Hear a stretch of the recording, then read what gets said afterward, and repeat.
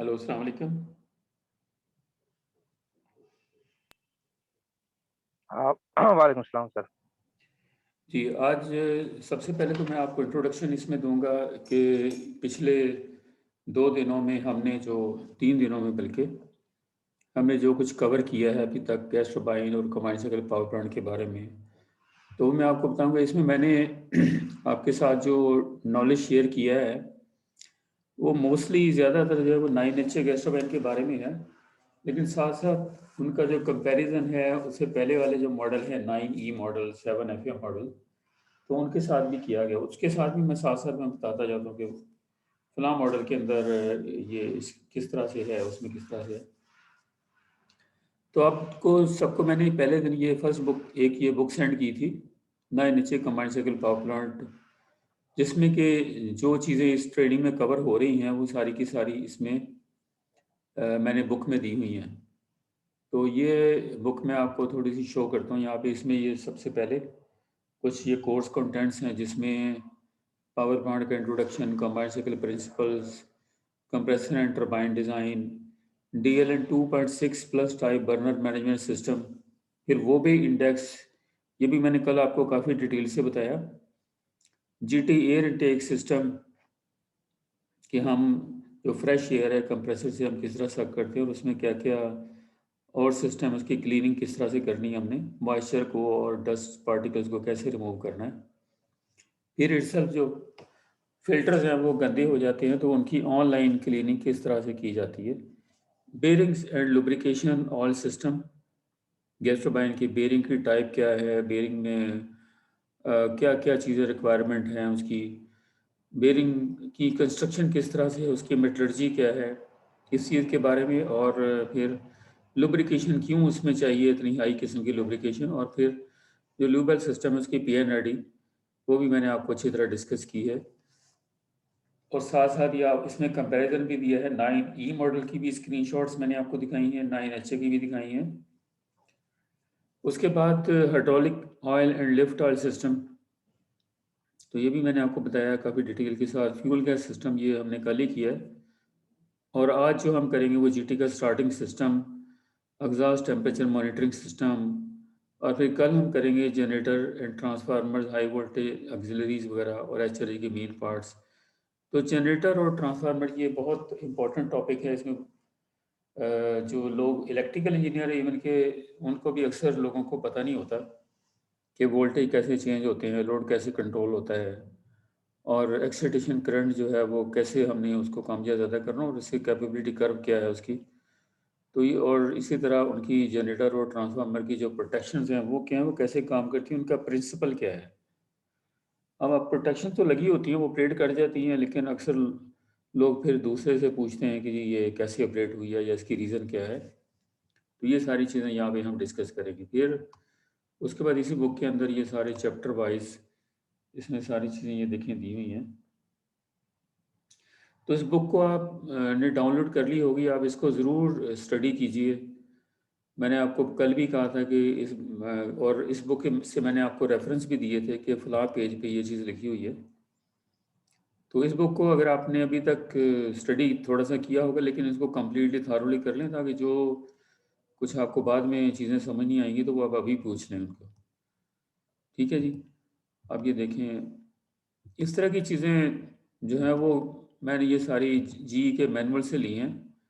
कोई भी चीज़ जो है वो मैंने को गूगल से इस तरह की जो चीज़ें हैं वहाँ से नहीं मैंने ली है। वहाँ पे बहुत सारी चीज़ें जो अननेसेसरी होती हैं, जिनकी हमें पावर प्लांट को रिक्वायरमेंट नहीं होती, वो ज़्यादातर जो है वो अ, उसके एजुकेशन पर्पज़ के लिए होती हैं। असल में सिर्फ फार्मूलाज़ वगैरह इन चीज़ों को हमने अवॉइड करना है यहाँ पे। जी शाहिद साहब, आप बहुत लेट आए हैं। उसके बाद कंबाइंड साइकिल ये मैंने आपको काफ़ी डिटेल के साथ बताया, जिसमें ये वाली पिक्चर मैंने आपको प्रेजेंटेशन में शो की थी, शेयर की थी आपके साथ। और फिर उसके बाद एचआरएसजी के मेन कंपोनेंट्स मैंने आपके साथ ये बताए थे। टरबाइन का जो प्रिंसिपल है, जिसमें मैंने आपको बताया था कि इम्पल्स टाइप, रिएक्शन टाइप की जो टरबाइन है वो कैसे काम करती है, और हमारे जो ब्लेड्स हैं उनकी ख़ास तौर पे गैस टरबाइन के जो ब्लेड्स हैं उनकी कंस्ट्रक्शन किस तरह से है और स्टीम टरबाइन के ब्लेड उनकी कंस्ट्रक्शन कैसे है, वो इम्पल्स है या रिएक्शन है। तो ये मैंने आपको कल काफ़ी डिटेल से बताया था कि जो ब्लेड्स हैं ये प्योर इम्पल्स या प्योर रिएक्शन नहीं होते बल्कि मिक्स होते हैं ये हमेशा।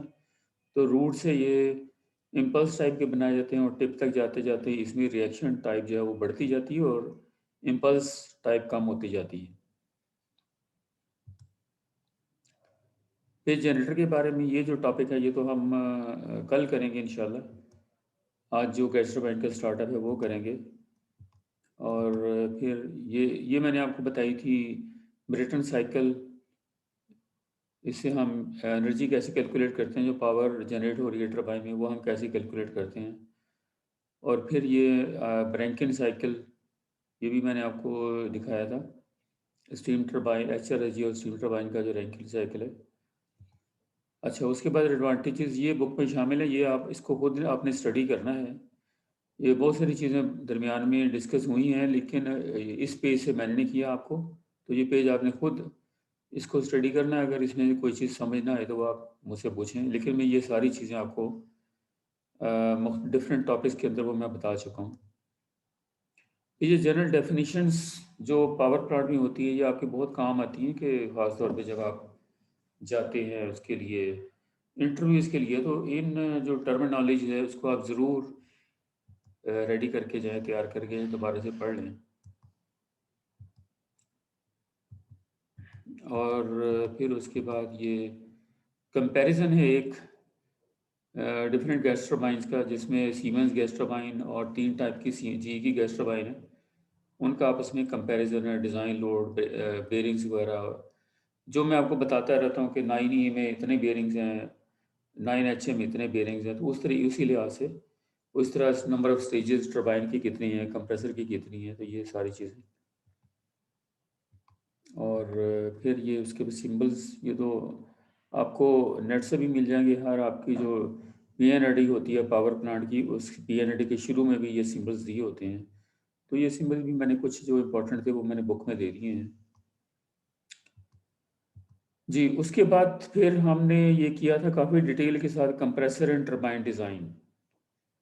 तो इसमें मैंने आपको बहुत सारी चीज़ें बताई थी, जो जैसे फॉर एग्जांपल ये कि रोटर जो है, कंप्रेसर का रोटर पर कैसे काम करता है, इसमें कंप्रेसर सर्ज क्यों होती है और सर्ज को कैसे अवॉइड किया जाता है, और सर्ज जो है वो सर्ज के चांसेस कहाँ कहाँ पर होते हैं। तो ये सारी चीज़ें मैंने आपको बताई। मैं आपको प्रेजेंटेशन से भी आपको बताता हूँ, 1 मिनट जी। मैंने आपको कमर्शियल पावर प्लांट की ये प्रेजेंटेशन मैंने आपको दिखाई थी। 1 मिनट, स्क्रीन को नहीं चेंज हो रही जी, अब होगी जी। तो यहाँ पर ये हर स्क्रीन वाइज मैंने आपको ये बताया था सारा।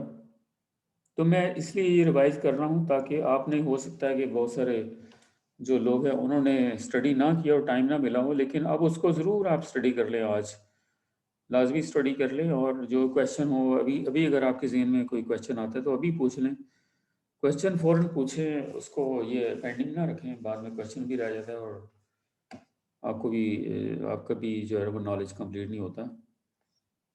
फिर एफिशिएंसी हम कैसे कैलकुलेट करते हैं ये भी मैंने आपको बताया था। और फिर ये ब्रेटन साइकिल और एचआरएसजी के जो हीटर्स हैं की अरेंजमेंट्स वो कैसे होगी, तो इस पे मैंने डिस्कस किया था आपके साथ जी। सर यहाँ पर सर एक सवाल है मेरा। जी जी जो आईपी फीड वाटर पंप है, जी जी, ये मतलब हम ये किस लिए यूज कर रहे हैं? किस लिए यूज़ कर रहे हैं? जी सर, क्योंकि इंटरमीडिएट प्रेशर स्टीम टरबाइन जो है उसमें सर कोई वाटर तो नहीं है? क्या नहीं है? पानी नहीं है उसके अंदर। जी सर, क्योंकि वो तो स्टीम वहां से आ रही है, नहीं नहीं नहीं नहीं ना, ये हाई देखिए प्रेशर। ये आपके सामने ये स्क्रीनशॉट है इसकी एचआरएसजी की। तो यहाँ पर आप जी देखिए सर। तीनों ड्रम आपको नजर आने हैं, high pressure drum, high pressure drum, intermediate pressure drum, कहाँ गया, और लो प्रेशर ड्रम। तो तीनों ड्रम्स में पानी फिल करने के लिए, भरने के लिए हमने पंप लगाए हुए हैं तीनों में। ठीक है जी। एचपी फीड वाटर पंप जो है एचपी ड्रम में पानी दे रहा है क्योंकि हाई प्रेशर है, तो इसका प्रेशर पहले ही 11.49 मेगा पास्कल ये ऑनलाइन स्क्रीन के ऊपर जो आ रहा है आपके सामने। तो इससे ज़्यादा पंप का जो डिस्चार्ज प्रेशर है, नीचे जो 2 पंप लगे हैं दोनों में से एक जो है वो एचपी फीड वाटर पंप है, दूसरा आईपी फीड वाटर पंप है। ठीक है, ये देखिए ऊपर वाला जो है ये एचपी फीड वाटर पंप है, ये इसका वाटर का डिस्चार्ज जो है वो नहीं, ऊपर वाला आईपी का है, नीचे वाला ये नहीं, हाँ ऊपर वाला एचपी का, नीचे वाला आईपी का है। तो एचपी इकोनोमाइजर के थ्रू जा रहा है और फिर आखिर में जाके एचपी ड्रम में जो वाटर है वो एंटर हो जाता है प्री हीट होने के बाद। इसी तरीके से दूसरा जो नीचे वाला पंप है आईपी फीड वाटर पंप, तो ये भी पानी को उठाता है वहीं से लो प्रेशर ड्रम से, एलपी ड्रम से, और आईपी इकोनोमाइजर के थ्रू पानी जो है आईपी ड्रम में डालते हैं। यहाँ जो प्रेशर 2.45 मेगा पास्कल है। तो इसके अंदर भी मैंने आपको शुरू में बताया था कि जो ड्रम्स हैं स्टीम ड्रम्स, ये इसमें हाफ पानी होता है और हाफ स्टीम होती है। अपर हाफ जो है स्टीम होती है, लोअर हाफ पानी होता है। तो यहाँ इनके जो ये आपको ब्लू कलर के जो लेवल्स नज़र आ रहे हैं, these are actual water level. तो इसका ऊपर लेवल भी शो हो रहा है -102 मिलीमीटर, -101 और -99.3। तो तीन जो लेवल ट्रांसमीटर्स वहाँ से लेवल्स इसके आ रहे हैं। इस तरह इसके लेवल भी आ रहे हैं, इसके लेवल्स भी आ रहे हैं। तो these are the actual levels of the drums. अच्छा, और एलपी ड्रम में वाटर फिल करने के लिए हमारे पास कौन सा पंप है? अब यहाँ पर हमारे पास जो कंडेंसर पंप है ये वाला, जो कि स्टीम टरबाइन के कंडेंसर से पानी उठाता है हॉट वेल से, और वो फिर थ्रू द एलपी इकोनोमाइजर वो एलपी ड्रम में पानी डालता है। तो ये वाला जो पानी है उसी को हमने लो प्रेशर फीड वाटर के तौर पे भी काम ले लिया। तो ये 9H में बहुत सारी चेंजेस की गई हैं। पहले प्लांट्स के ऊपर एक लो प्रेशर पंप भी होता था, लेकिन अब यहाँ पर लो प्रेशर पंप नहीं लगाया, बल्कि कंडेंसेट पंप को ही उससे इम्प्रूव करके और उसी से एलपी फीड वाटर पंप का काम ले लिया। तो हर एक टैंक में पानी फीड करने की ज़रूरत है, तो उसके लिए पंप भी होगा। पंप ही होगा जो पानी उसके अंदर इतने हाई प्रेशर पे वाटर को इंजेक्ट कर सकता है। तो पानी अंदर कैसे जाएगा? क्लियर हो गया जी? हाँ, ये बात सर समझ में आ गई। लेकिन सर एलपी ड्रम में जो स्टीम बनेगा जी जी, तो वो कहाँ जाएगा सर? हाँ देखें, स्टीम जो बनेगी, बिल्कुल आप पानी तो चला गया जी दोनों दोनों जो आईपी और एचपी फीड वाटर पंप के अंदर। ठीक है जी, जो स्टीम बनेगी उसको जी जी। पहले क्या होता था, पहले पुराने प्लांट्स के ऊपर के जो एलपी ड्रम में जो स्टीम बनती थी वो हम ले जाते फीड वाटर टैंक के अंदर हीटिंग के लिए, स्टीम कंडेंसेट वाटर की हीटिंग के लिए। लेकिन अब यहाँ पर हमारे पास इस सिस्टम में कोई भी फीड वाटर टैंक नहीं है। ठीक है, तो फीड वाटर टैंक को हमने रिप्लेस कर दिया विद एलपी ड्रम के साथ। तो एलपी ड्रम और प्लस फीड वाटर टैंक एक ही काम ले लिया, दोनों से, दोनों काम एक ही टैंक से ले लिए हैं। ठीक है जी। अब एलपी ड्रम में जो स्टीम बनेगी वो कहाँ जाएगी? तो वो यहाँ जाएगी जिस वक्त एचपी, ये मैं आपको दिखा रहा हूँ ये वाली। तो आईपी टरबाइन से जो स्टीम निकल के एलपी टरबाइन में जो जा रही है, तो यहाँ पर वो स्टीम इसके साथ एलपी ड्रम की जो स्टीम है वो इसके साथ शामिल हो जाएगी। ये देखें स्क्रीन के अंदर, नहीं इसमें नहीं, इसके नेक्स्ट वाली ये जो है, यहाँ देखें आईपी ड्रम से, आईपी टरबाइन से जो स्टीम निकल के एलपी टरबाइन में जो जा रही है, तो यहाँ से ऊपर से ये जो 2 एरो है, ये दोनों एचआरएसजी की के जो एलपी स्टीम है वो इसके साथ आके ऐड हो जाती है। तो मामूली सी थोड़ी सी ये क्वांटिटी है, तो इतनी ज़्यादा क्वांटिटी नहीं है, लेकिन ये जो स्टीम है आईपी टरबाइन से जो आ रही है ये बहुत ज़्यादा क्वांटिटी है इसकी as compare to this steam. तो लेकिन ये हमने इसको ज़ाया नहीं करना, इसको भी एलपी टरबाइन में डाल देना। ठीक है जी। लेकिन उसके लिए ये ज़रूरी है कि पहले एलपी ड्रम की स्टीम को हम सुपर हीटर में लेकर जाएं, यानी एलपी सुपर हीटर में लेकर जाएं, उसको सुपर हीट करें और टेम्परेचर उसका जो है वो बॉइलिंग टेम्परेचर से या सेचुरेशन टेम्परेचर से उसका टेम्परेचर बहुत ज़्यादा इंक्रीज़ कर दें, और उसके बाद फिर हम उसको टरबाइन में यूज़ कर सकते हैं। अदरवाइज़ वो हमारे लिए बेकार है। अगर वो स्टीम जो है जस्ट अपने सेचुरेशन टेम्परेचर पे है, तो फिर उसको टरबाइन में लेके जाना बिल्कुल बेवकूफ़ी है, क्योंकि वो तो जाती कंडेंस हो जाएगी और वो उल्टा नुकसान करेगी, टरबाइन के ब्लेड्स के ऊपर पिटिंग करेगी। तो इसलिए उसको पहले सुपरेटर में लेके जाएंगे, जैसे कि ये एचपी ड्रम, इसमें ये देखें यहाँ पर जो एलपी ड्रम की जो स्टीम है वो जा रही है एलपी सुपर हीटर में, उसके बाद जा रही है एलपी सुपर हीटेड स्टीम के सिस्टम के साथ ये जाके शामिल हो जाती है। ठीक है जी, क्लियर हो गया जी क्वेश्चन आपका अब्दुल्ला? यस सर, क्लियर हो गया। जी चलें। अच्छा ठीक है, अब उसके बाद मैंने एक आपको बहुत इंपॉर्टेंट पॉइंट जो बताया था, ड्यू पॉइंट। ये अक्सर इंटरव्यूज़ के अंदर ये क्वेश्चन पूछा जाता है कि what is a due point. Due point बहुत सिंपल है कि कोई भी लिक्विड जो है जिस वक्त अपने वो सैचुरेशन टेम्परेचर पे पहुंचता है और वो जस्ट अपने बॉइलिंग टेम्परेचर पे होता है, या जब वो जो लिक्विड है फॉर एग्जांपल स्टीम है, वो जिस वक्त लिक्विफाई होने लगती है, तो वो वाला जो टेम्परेचर है that temperature is called the due point. Due जैसे जाहिर है ना कि नमी जाहिर होना, तो जैसे ही स्टीम जो है वो नमी में या मॉइस्चर में कन्वर्ट होने लगती है, वो टेम्परेचर हमारा 100 डिग्री सेंटीग्रेड है at the H R G stack के अंदर। तो 100 डिग्री सेंटीग्रेड से हमने इसका टेम्परेचर ज़्यादा रखना होता है ताकि जो स्टीम है फ्लू गैसेस के साथ जो मौजूद है वो वेपर्स में कन्वर्ट ना हो, क्योंकि अगर वो वेपर्स में कन्वर्ट होगी तो वो नुकसान ये करेगी। इस फार्मूले में जो मैंने आपको बताया था कि जब ये H2O वेपर्स में कन्वर्ट हो जाएगा तो फिर फ्लू गैसेस के साथ जो SO2 मौजूद है वो मिलके सल्फ्यूरिक एसिड बना देगी और ये HRHG की जो स्टैक है उसमें एसिडिक करोजन करेगी।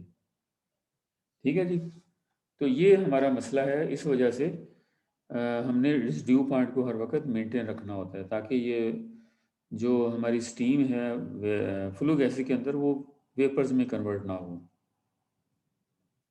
और फिर उसके बाद ये कॉन्फ़िगरेशन दिखाई थी, ये तो सिंपल है। 3+1 की कॉन्फ़िगरेशन क्या होती है, 2+1 की कॉन्फ़िगरेशन क्या होती है। फिर ये वर्टिकल बॉयलर्स मैंने HRHG दिखाए थे और हॉरिजॉन्टल HRHG, तो दोनों तरह से अरेंजमेंट जो है वो हो सकती है। ठीक है जी, अब उसके बाद जो मैंने एक और टॉपिक आपको दिखाया था, जो नेक्स्ट टॉपिक वो मैं आपको शेयर करता हूँ। हाँ, एयर इनटेक सिस्टम। अब एयर इनटेक सिस्टम में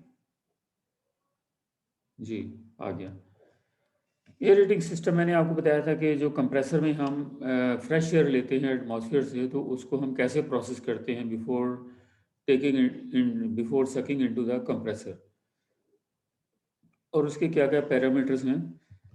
तो ये मैंने आपको बताया था डिटेल के साथ कि हम एयर इनटेक सिस्टम का फंक्शन क्या है कि उसमें से जो एयर हम ले रहे हैं उसमें से मॉइस्चर को रिमूव कर देना और सॉलिड पार्टिकल्स को रिमूव कर देना। अब ये कैसे रिमूव होती है मॉइस्चर, तो वो इस तरह से हम उसको वेदर हुड के अंदर या ड्रिफ्ट एलिमिनेटर के थ्रू हम उसको रिमूव करते हैं मॉइस्चर को। मॉइस्चर वो वाली मॉइस्चर, उस मॉइस्चर की बात मैं कर रहा हूँ कि जो धुंध की शक्ल में है, फॉग की शक्ल में है। जो मॉइस्चर पानी के अंदर ही वेपर्स की शक्ल में मौजूद है उसको हम रिमूव नहीं कर सकते। जो हमें विजिबल मॉइस्चर है सिर्फ वो हम उसको रिमूव कर सकते हैं। जो इनविजिबल है, जैसे हर वक्त पानी के अंदर मॉइस्चर तो मौजूद है तो वो रिमूव नहीं की जा सकती और वो नुकसान भी नहीं देती। लेकिन वो वाली मॉइस्चर के जैसे बारिश हो रही हो या फॉगी वेदर हो, धुंध वगैरह छाई हुई हो, तो वो जो मॉइस्चर है वो आगे कंप्रेसर के ब्लेड्स को जाके वो नुकसान देती है। तो इसलिए उसको मॉइस्चर को हमने यहाँ पे रिमूव करना है in the moisture separator panel by passing through this zigzag path. इसमें से मूव करेंगे तो ये मॉइस्चर खुद ब खुद सेपरेट हो जाएगी। और उसके बाद कोलेस्टर पैनल है जो मामूली सी मॉइस्चर बच जाएगी, मजीद इसमें भी इजबार कर लिया जाएगा और वो नीचे गिर जाएगा पानी। अब उसके बाद फिल्टर्स आ जाते हैं जी कि फिल्टर्स का फिर वेदर हुड की शेप किस तरह से होती है, वो ये मैंने आपको दो तरह की पिक्चर दिखाई थी, एक लेफ्ट पर है और एक राइट पर है। तो ये आपको सामने बर्ड स्क्रीन और वेदर हुड ये नज़र आ रहे हैं और इसके बाद में फिल्टर्स लगे होते हैं। ये फिल्टर्स हैं, दीज आर दी येलो और लेफ्ट लो पिक्चर जो है, these are the filters, air intake filters. अब इसमें हमने सिर्फ और सिर्फ इन फिल्टर्स में डस्ट को रिमूव किया जा सकता है। मॉइस्चर यहाँ नहीं, मॉइस्चर तो हम पहले रिमूव कर चुके हैं और यहाँ सिर्फ डस्ट जो होगी वो जमा हो जाएगी। अब आहिस्ता आहिस्ता क्या होगा कि ये फिल्टर्स ब्लॉक होने शुरू हो जाएंगे, इनका डेल्टा पी बढ़ जाएगा और उसके बाद जो है वो वैक्यूम क्रिएट होना शुरू हो जाएगा डक्ट के, जो डक्ट है to going towards the compressor. तो फिर हमें उसकी क्लीनिंग, ऑनलाइन क्लीनिंग अगर ऑप्शन हो तो पल्स एयर क्लीनिंग सिस्टम मौजूद होता है। तो ऑटोमेटिकली इसकी पल्सिंग होती है और जो इसके ऊपर डस्ट जो जमी हुई वह झड़ जाती है। फिर गर्मियों में एयर को टेम्परेचर को डाउन करने के लिए भी यूज़ द एवापोरेटिंग कूलिंग, और सर्दियों में एयर के टेम्परेचर को इंक्रीज करने के लिए भी use the inlet bleed heaters. और उसके बाद ये फ़िल्टर की टाइप्स मैंने आपको दिखाई थी। ये वाले फ़िल्टर्स इस टाइप के भी होते हैं और इस टाइप के भी फ़िल्टर्स यूज़ किए जाते हैं। ये तमाम जो फ़िल्टर्स हैं ये पॉलिएस्टर मटेरियल के बने होते हैं। ये वॉशेबल फ़िल्टर्स होते हैं। इसमें जो डस्ट जमा हो जाती है वो वॉश की जा सकती है। तो हमारे अलबारियों के जो लोग हैं वो तीनों प्लांट्स जो है 9HA के वहाँ इसी टाइप के फ़िल्टर लगे हुए हैं, ये जो पॉलिएस्टर मटेरियल के। तो वहाँ पर वो जैसी गेस्टोमेट शटडाउन होती है सारे फ़िल्टर वो उतार के तो फिर क्लीन किए हुए या वॉश किए हुए फ़िल्टर जो हैं वो वहाँ पे फिट कर देते हैं और फिर इन फ़िल्टर को उतार के ले जाते हैं और वहाँ वॉश करके ड्राई होने के लिए छोड़ देते हैं। तो ये इसी तरह से कॉन्ट्रैक्टर कोई भी चाहे अलबारी को रख लें या किसी और से भी करवा लें तो हर प्लांट वाले जो ऑपरेटर जो हैं वो ये काम करते हैं। फिर ये फ़िल्टर्स की जो ग्रुपिंग है वो इस तरह से मैंने बताई थी कि पल्स क्लीनिंग पर्पज़ के लिए 4-4 का जो ग्रुप है वो एक-एक पल्स से वो क्लीन होता है। और अगर इनको हम फ़िल्टर ना लगाएँ और फ़िल्टर या उनके सुराख बड़े हो जाएँ या फ़िल्टर सॉरी उनमें सुराख हो जाएँ, तो फिर जो डस्ट वगैरह आगे जाएगी तो आईजीबी के ब्लेड इस तरह से डर्टी हो जाएँगे और कंप्रेसर की ब्लेड भी इस तरह से उनके ऊपर भी डस्ट डिपॉज़िट हो जाएगी। अब ये जो पिक्चर है ये सॉल्ट डिपॉज़िट्स की है कि जो कंप्रेसर है ये उस जगह पे लगा है जो समुंदर के किनारे प्लांट है, तो वहाँ पे ब्लेड्स के ऊपर सॉल्ट भी डिपॉज़िट होता है। सॉल्ट जो है ये बहुत ज़्यादा डेंजरस होता है। डस्ट तो कुछ नहीं कहती लेकिन सॉल्ट जो है केमिकली रिएक्ट करता है उसके साथ, because salt is an inorganic compound. तो इसकी ये उसके जो कोटिंग है इसकी ब्लेड्स की प्रोटेक्टिव कोटिंग उसको ये डैमेज कर सकता है। उसके बाद मैंने आपको बताया था कि पल्स क्लीनिंग ये ऑटो पे स्टार्ट होती है 3 इंचेस वाटर कॉलम पे और 2.5 पे ये स्टॉप हो जाती है और 6 इंचेस वाटर कॉलम पे अलार्म इसका आ जाता है। और अगर उससे भी मज़ीद डेल्टा पी बढ़ जाए जैसे कि ये डेल्टा पी का कॉलम दिखाया हुआ इंचेस वाटर कॉलम, तो अगर 8 इंचेस तक एकदम से हो जाए तो फिर ये जीटी शटडाउन भी हो जाती है। ये पल्स क्लीनिंग के लिए पी-एन-आई-डी मैंने आपको डिस्कस की थी। और फिर ये स्क्रीन दिखाई है आपको मैंने जो 9HA की, ये 9E मॉडल की सॉरी, ये नंदीपुर पावर प्लांट है, वहाँ पे मॉडल जो लगा है 9171E मॉडल है। तो इसी तरह का सेम जो मॉडल है गैस्ट्रोबाइंड का वो उच्च पावर प्लांट्स पर भी लगा हुआ है और गल्फ कंट्रीज़ में भी ये वाले यूनिट्स लगे हुए हैं। तो वहाँ पर ये उसका एयर इनटेक सिस्टम है उसकी मैंने आपको स्क्रीनशॉट दिखाई थी। एक्चुअल रनिंग में इसके आप देखें कि डेल्टा पी प्रेशर की वैल्यूज़ इसकी आ रही हैं और फिर उसके बाद ये स्क्रीनशॉट मैंने आपको दिखाई थी 9HA की। इसमें इनलेट ब्लीड हीटर्स हैं, वो सिर्फ एयर इनटेक फ़िल्टर्स में, और फ़िल्टर्स का जो टेम्परेचर और inches mercury column ambient pressure ये इसका आ रहा है। फिर इवेपोरेटिंग कूलिंग जो है 7FA की मैंने आपके साथ शो की है। एक मिनट ज़रा नेट स्लो हो गया जी, अब ठीक है। तो यहाँ पर एक पंप होता है जो वाटर स्प्रे कर रहा होता है, जैसे घरों में हमारे वाटर कूलर होता है का रूम कूलर जो है वो भी कमरे में पानी हल्का हल्का स्प्रे करता है। तो वेपर्स जो है जैसे कमरे के अंदर आते हैं तो कमरे की जो हीट है एयर की उसको वो ऑब्जॉर्व करके हीट को ऑब्जॉर्व करके तो जो वाटर वेपर्स हैं वो स्टीम में कन्वर्ट हो जाते हैं स्टीम वेपर्स के अंदर।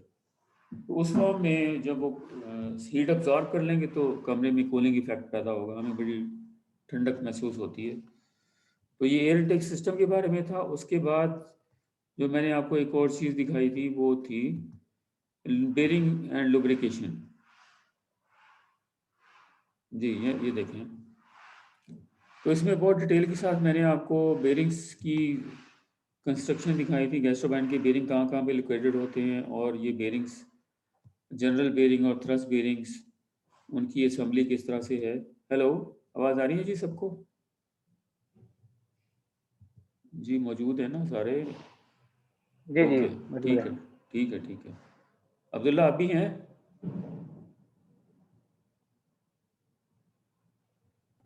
Yes sir, yes sir. Okay okay, ठीक है, थैंक यू। आपकी मुझे फ़िक्र लगी रहती है कि आपका नेट बार-बार डिस्कनेक्ट हो जाता है, तो कहीं आप डिस्कनेक्ट होके ना बैठे हों। सर मैं मोबाइल और लैपटॉप दोनों कनेक्ट कर चुका हूँ। हाँ, ठीक है, बस बेफ़िक्र हो जाएँ फिर तो। कोई एक से तो आवाज़ आ रही होगी जी ना। सर। जी, ठीक है, अच्छी बात है। जी। यस।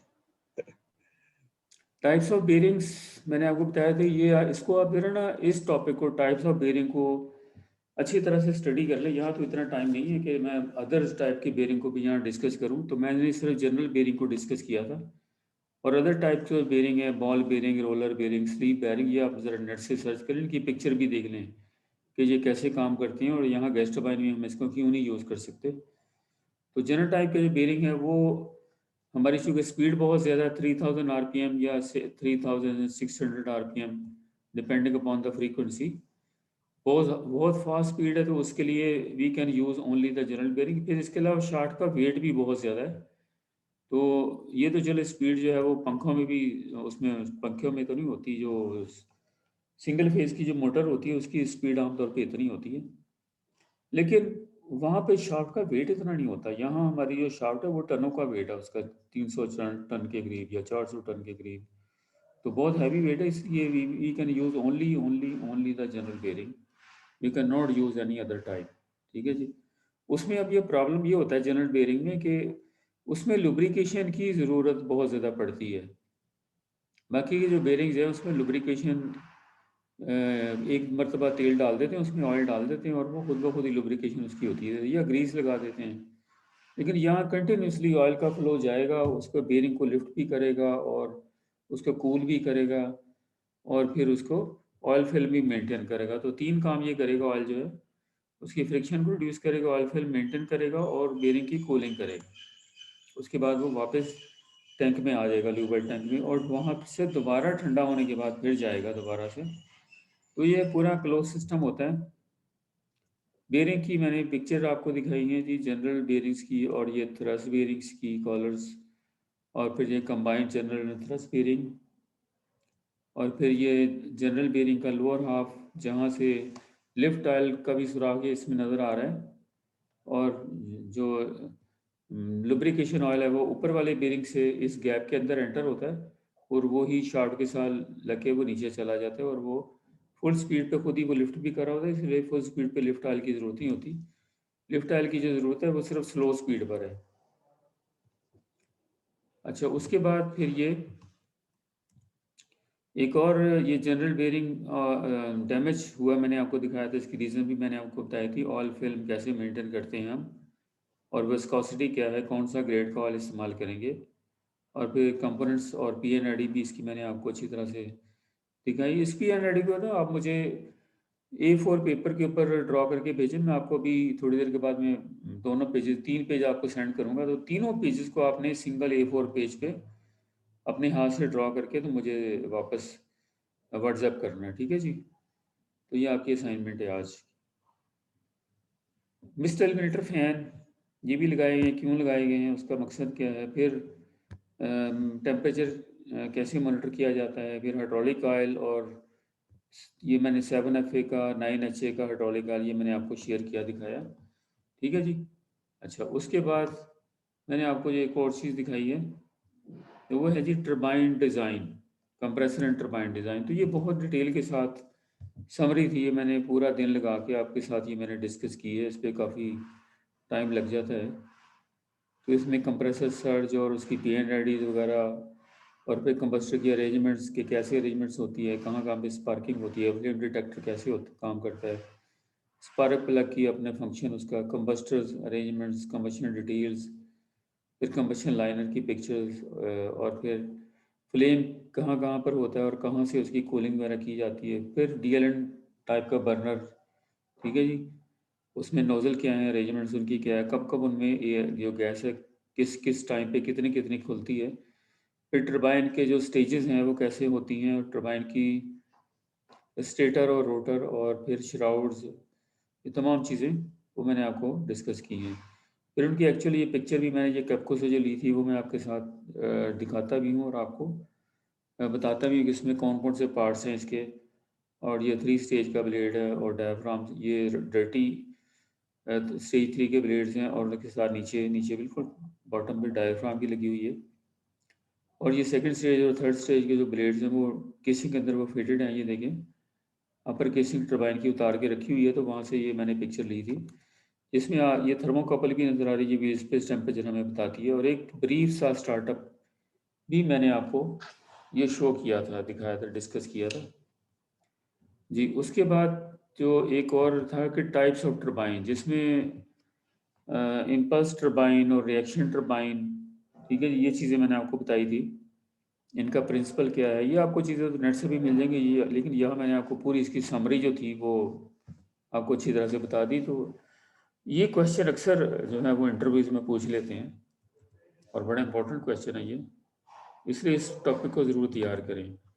फिर फ्यूल गैस सिस्टम जो है, हम गैस रिसीविंग कैसे करते हैं गैस कंपनी से, और फिर उसकी हमने क्लीनिंग किस तरह से करनी है, फ्लो मीटर, और आगे फिर फिल्टर सेपरेटर टैंक है जिसमें मॉइस्चर को भी रिमूव किया जाएगा यहाँ पे, और सॉलिड पार्टिकल्स को भी रिमूव किया जाता है। फिर अगर प्रेशर कम हो then we will start the fuel gas booster compressors. और ये कैसे काम करता है इसकी मैंने स्क्रीनशॉट भी आपको दिखाई है। और फिर उसके बाद वाले कंप्रेसर के बाद वाले फिल्टर, क्योंकि वहाँ पे प्रेशर इंक्रीज़ हो जाता है, तो प्रेशर इंक्रीज़ होने के बाद दोबारा से मॉइस्चर जो है वो गैस में दोबारा से अपीयर हो जाती है, तो उसको फिर निकालना है हमने, तो मॉइस्चर बार बार निकालनी है, ठीक है। इसकी फिर पिक्चर एक्चुअल जो प्लांट से ली थी, बल्लो की पावर प्लांट से ये मैंने पिक्चर ली थी, एमरजेंसी शटडाउन वाल, फिर ये अल्ट्रासोनिक फ्लो मीटर, और फिर ये इनलेट सेपरेटर टैंक्स की पिक्चर है, ये नदीपुर पावर प्लांट की स्क्रीन शॉट्स हैं, ये ग्राफिक की कंडेंसेट लेवल कैसे शो हो रहा होता है, और वाटर बाथ हीटर जो है ये कैसे काम करता है, और फिर बूस्टर कंप्रेसर्स, और बूस्टर कंप्रेसर्स की कंस्ट्रक्शन कैसे होती है, ये स्क्रीनशॉट मैंने सारी आपको दिखाई हैं। और फिर बूस्टर कंप्रेसर में नाइट्रोजन से सीलिंग कैसे करते हैं जी। तो यहाँ तक आपने एंजॉय किया होगा, लेकिन इसको सिर्फ एंजॉय नहीं करना बल्कि इसको बार बार स्टडी भी करना है। अच्छा, इसके अलावा मैंने आपको ये स्क्रीन शॉट्स भी दिखाई हैं जिसमें फ्यूल गैस कंडीशनिंग की स्क्रीन शॉट्स हैं। इसको मैं थोड़ा बड़ा करता हूँ, ये देखिए कोलेसिंग फिल्टर, ये 9HA गैस टरबाइन की हैं, बल्लो की पावर प्लांट से स्क्रीन शॉट्स ली हुई हैं। परफॉर्मेंस हीटर और फ्यूल गैस स्क्रबर्स, ये सारी चीज़ें। और फिर उसके बाद कंडीशनिंग और फ्यूल गैस मॉड्यूल और पर्च सिस्टम, ये दोनों, और फिर पर्च सिस्टम अलहदा से भी, और फिर लिक्विड फ्यूल सिस्टम। तो ये चीज़ें दिखाने के बाद फिर मैंने आपको दिखाया था कि जी एक और फ्यूल गैस कंट्रोल जो मैंने कल ही किया है। तो फ्यूल गैस कंट्रोल जो है, इसमें कंट्रोल में हम ये करते हैं कि 3-3 स्टॉप वाल हैं और 3-4 कंट्रोल वाल हैं। तो इनका मकसद क्या है इतने सारे वॉल लगाने का, और फिर हम DLN जो बर्नर अरेंजमेंट है हमारा, उसमें इनका क्या फंक्शन है। तो ये सारी चीज़ें फिर स्क्रीन शॉट्स मैंने आपको दिखाई थी, ये लो लोड के ऊपर, फुल स्पीड नो लोड पे, और फिर उसके बाद ये फुल लोड पर जो स्क्रीन है। तो दोनों में क्या फ़र्क है, वॉल की अरेंजमेंट कैसे कैसे है, कितने कितने परसेंट खुलेंगे। और फिर मोड यहाँ पे देखिए, यहाँ पे मोड आपके पास 3S मोड आ रहा है, DLN मोड, और यहाँ पे मोड जो है वो 6.3 QR1, क्योंकि फुल लोड है तो सारे के सारे जो नोज़ल हैं और क्वार्टरनी बर्नर्स हैं उनमें गैस आ रही है, क्योंकि चारों जो कंट्रोल वाल्व हैं वो खुल चुके हैं, और यहाँ पर ऊपर वाले 2 कंट्रोल वाल्व खुले हैं और नीचे वाले क्लोज हैं, तो इसलिए मोड जो है हमारी 3S है जी। उसके बाद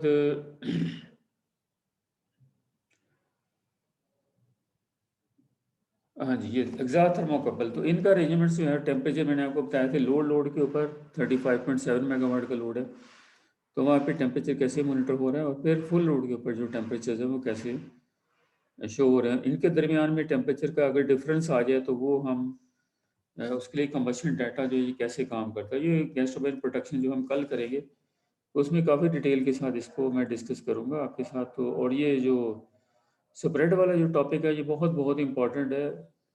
ये आप अगर प्लांट पे काम कर रहे हों या इंटरव्यूज़ में जाएँ तो वहाँ पे ये लाजमी तौर पे ये क्वेश्चन आपसे पूछा जाएगा, तो इसलिए इस चीज़ को बड़े गौर से आपने सुनना है।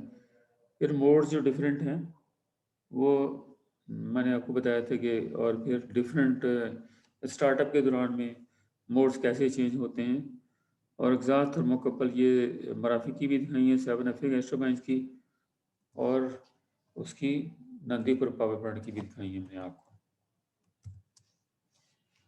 तो नाउ जो है ये सारी चीज़ें डिस्कस की हैं आपके साथ मैंने। तो अब आज का जो टॉपिक है वो मैंने आपके साथ जो करना है वो है मेंटेनेंस टाइप्स एंड इंटरवल्स। लेकिन इससे पहले मैं आपको एक और चीज़ बताऊंगा कि गैस टरबाइन को शट डाउन करने के, स्टॉप करने के कितने मेथड हैं। Oh we stop the turbine, gas turbine, steam turbine, कोई भी। नंबर 1 मेथड है जी कि आप ट्रिप कर दें उसको, जी बटन दबा दें तो ट्रिप हो जाएगा। तो लेकिन इसमें क्या प्रॉब्लम होगी, इसमें क्यों हम ट्रिप नहीं करते? ये हर मर्तबा ये वाला जो मेथड है वो अनडिज़ायरेबल मेथड है। तो एक बहुत इमरजेंसी की कंडीशन अगर आए, तो कोई भी चीज़ कंट्रोल ना हो रही है, फौरी तौर पे हमने बंद करना हो, तो फिर we will use the trip command, या ट्रिप कमांड से गैस टरबाइन ट्रिप हो जाती है, या हम खुद भी कभी ट्रिप का बटन दबा सकते हैं। तो उसमें क्या होगा कि जनरेटर का ब्रेकर ओपन हो जाएगा, कोई भी लोड चल रहा हो, चाहे कितना भी, चाहे फुल लोड ही क्यों ना चल रहा हो, तो ब्रेकर उसी लोड पे ओपन, और फ्यूल जो स्टॉप वाला है वो भी फौरी तौर पे क्लोज हो जाएगा, यानी फ्यूल भी स्टॉप और जनरेटर जो हमारा वो भी सिस्टम से डिसिंक्रोनाइज। लेकिन इसमें नुकसान बहुत ज़्यादा क्या होगा, ये वही सेम चीज़ है कि अगर आपने गाड़ी को रोकना हो, चलती हुई गाड़ी जा रही है आपकी, और उसको आप रोकने के दो तरीके, एक तो ये कि आराम से आहिस्ता आहिस्ता करके ब्रेक लगा के रोक के सड़क के किनारे खड़ी कर लें। दूसरा तरीका ये कि दरख्त में मार दें या दीवार में मार दें, तो इस तरह भी गाड़ी रुक जाएगी। तो ये वही वाला तरीका है कि जो गाड़ी को आपने दरख्त में मार के या दीवार में मार के रोका है, तो दिस इज द ट्रिप। तो गैस टरबाइन में भी सेम उसी तरह का नुकसान होगा जैसे एक गाड़ी को नुकसान होता है। तो थर्मल स्ट्रेसेस आएंगी बहुत ज़्यादा, और फिर मेटलर्जी उसकी जो है वो इफेक्ट होगी। मेटलर्जी का मतलब है क्रैक्स आ जाएंगे मेटल्स के ऊपर, और U H O equivalent operating hour वो इंक्रीज हो जाएगा, अर्ली मेंटेनेंस करनी पड़ेगी। दूसरा तरीका है जी कि गैस टरबाइन को शट डाउन कर दिया जाए, नॉर्मल शट डाउन, ठीक है जी। और तीसरा मेथड है कि गैस टरबाइन को रन बैक कर दिया जाए, यानी लोड थोड़ा सा कम कर दिया जाए। कोई फॉल्ट आया, फॉर एग्जांपल डिफरेंशियल प्रेशर का, एयर इनटेक फिल्टर का अलार्म आ गया, तो लोड थोड़ा सा कम कर दें, 6 इंचेस वाटर कॉलम से वो नीचे आ जाएगा, तो अलार्म चला जाएगा, रीसेट हो जाएगा। तो थोड़ी देर के वेट करें, अगर इम्प्रूव होते हैं फिल्टर तो पल्स क्लीनिंग सिस्टम ज़ाहिर ऑन हो